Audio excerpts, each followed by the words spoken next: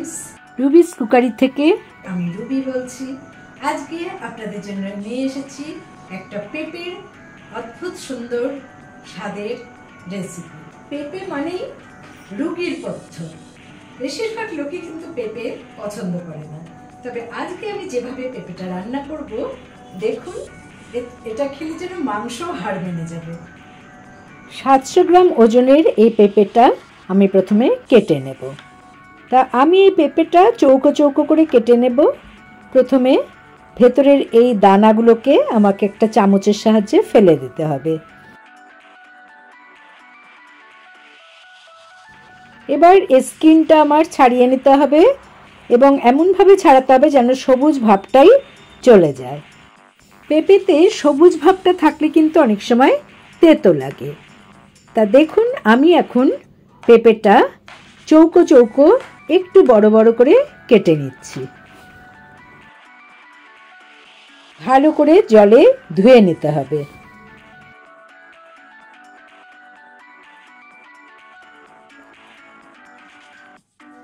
আমি দুটো আলু, একটা মিডিয়াম সাইজ পেঁয়াজ আর 5-6 কোয়া রসুন নিয়েছি।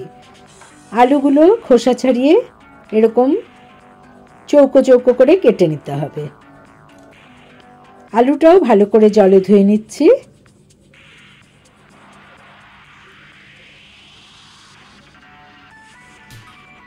এবারে সর্ষের তেলে আমি রান্নাটা করব। এখানে 2 টেবিল স্পুন সর্ষের তেল ভালো করে গরম হলে আমি এতে কেটে রাখা পেঁপে আর আলু ভেজে নেব।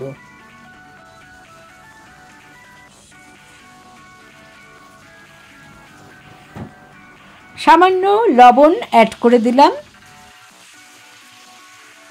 এবারে ফোড়নের মশলাগুলো আমি রেডি করে নিচ্ছি।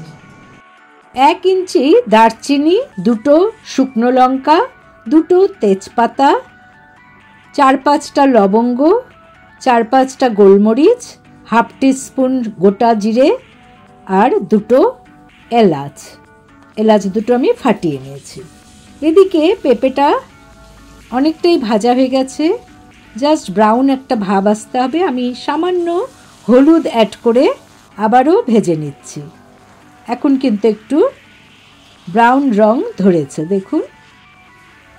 আমি এই অবস্থায় পেঁপে আর আলুটাকে তুলে নিচ্ছি।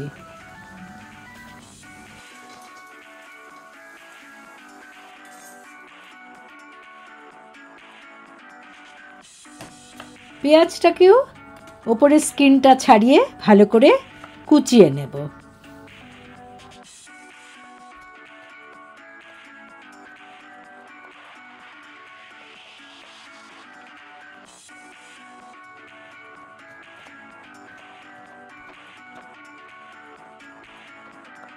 আমার পেঁয়াজ কোচানো হয়ে গেছে।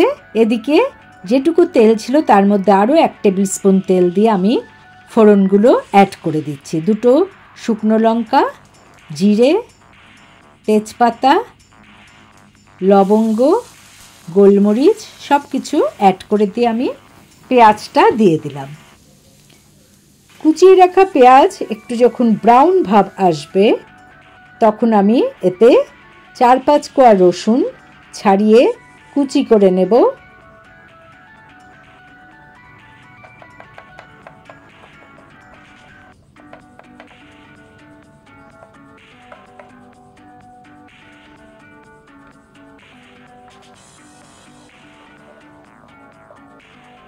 এবার পেঁয়াজের মধ্যে অ্যাড করে দিলাম। আবারও সব কিছু নেড়ে নিচ্ছি। আমি স্বাদ মতো লবণ অ্যাড করে দিলাম।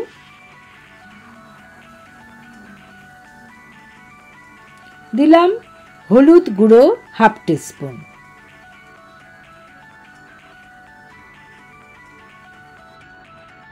এক ইঞ্চি আদা খোসা ছাড়িয়ে নিয়েছি, এবার গ্রেটারে গ্রেট করে নিচ্ছি।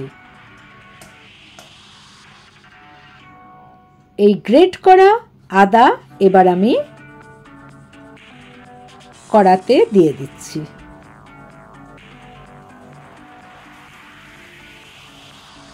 একটা টমেটো আমি ভেতর থেকে সিডলেস করে নিচ্ছি এবং তারপর সেটাকে কুচিয়ে নিচ্ছি।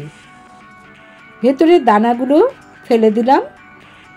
এবার মিক্সিতে আমি এই কোচানো টমেটোর একটা পেস্ট বানিয়ে নেব। আমার পেস্ট রেডি। আমি এবার কড়াতে এটা অ্যাড করে দিলাম। মিডিয়াম ফ্লেমে টমেটোর গন্ধটা যতক্ষণ না যাবে এইভাবেই নাড়তে হবে, এবং তেলটা যখন রিলিজ করে আসবে তখন ঈষদুষ্ণ জল 1/4 কাপ আমি এতে অ্যাড করে দিলাম। এবারে আমি একে একে মশলা অ্যাড করব। দিলাম 1 টিস্পুন ধনে গুঁড়ো, 1 টিস্পুন জিরে গুঁড়ো, 1 টিস্পুন কাশ্মীরি লাল লঙ্কার গুঁড়ো, 1/2 টিস্পুন লাল লঙ্কার গুঁড়ো। সব কিছু ভালো করে মিশিয়ে নিতে হবে। 1 টিস্পুন চিনি আমি এতে দিয়ে দিলাম। পেঁপের আইটেমে একটু চিনি না দিলে স্বাদের ব্যালেন্স আসবে না। আমি এই ছোলাটা আগের দিন রাতে ভিজিয়ে আজকে সেদ্ধ করে নিয়েছি। এবার এই সেদ্ধ ছোলাটা আমি 1/2 কাপের মতো অ্যাড করে দিলাম। ভেজে রাখা পেঁপে আলু এতে অ্যাড করে দিলাম। সব কিছু ভালো করে মশলার সাথে মিশিয়ে নিচ্ছি।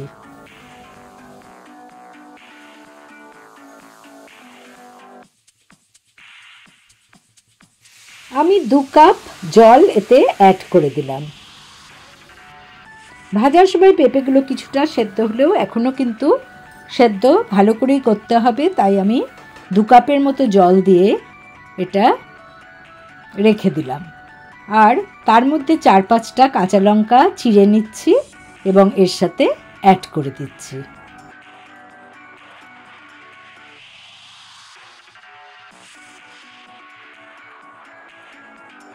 লো ফ্লেমে 5 মিনিটের জন্য ঢাকা দিয়ে রাখলাম। কিছু ড্রাই মশলা আমি রোস্ট করে নেব। যেমন এখানে আছে 1 টিস্পুনের মতো 5 ফোড়ন, 1/2 টিস্পুন গোটা জিরে,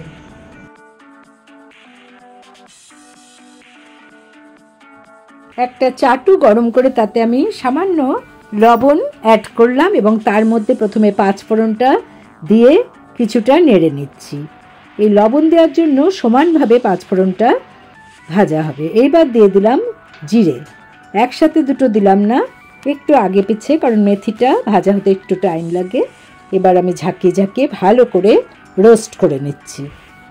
সুন্দর একটা গন্ধ বের হচ্ছে। রোস্ট হওয়ার পর এটাকে একটু ঠান্ডা করে আমি নিয়ে নিলাম হ্যান্ড গ্রাইন্ডারের মধ্যে। আমি হাত দিয়ে এটাকে পিষে নিচ্ছি, কারণ একদম মিক্সিতে করলে যে পাউডার হয়ে যাবে সেটা কিন্তু একেবারেই ভালো লাগবে না।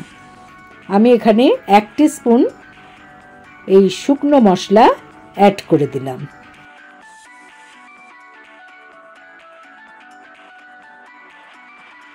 জলটা অনেকটাই শুকিয়ে এসেছে। এবার আমার দেখতে হবে যে আলু আর পেঁপে সেদ্ধ হয়েছে কিনা।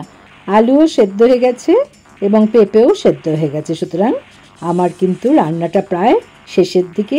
আমি সামান্য ধনেপাতা কুচি করে নিচ্ছি গার্নিশিং করব বলে। তাহলে বন্ধুরা, যদি এই প্রসেসে পেঁপে রান্না করে আপনাদের ভালো লাগে তো আমার চ্যানেলে অবশ্যই লাইক করুন, কমেন্ট করুন, শেয়ার করুন। নতুন বন্ধুদের সাবস্ক্রাইব করার অনুরোধ রইল। পাশের বেল বোতামে অবশ্যই ক্লিক করতে ভুলবেন না, তাতে যখনই কোনো নতুন রান্নার রেসিপি শেয়ার করব তার নোটিফিকেশন সহজেই আপনাদের কাছে পৌঁছে যাবে। ভালো থাকুন, সুস্থ থাকুন।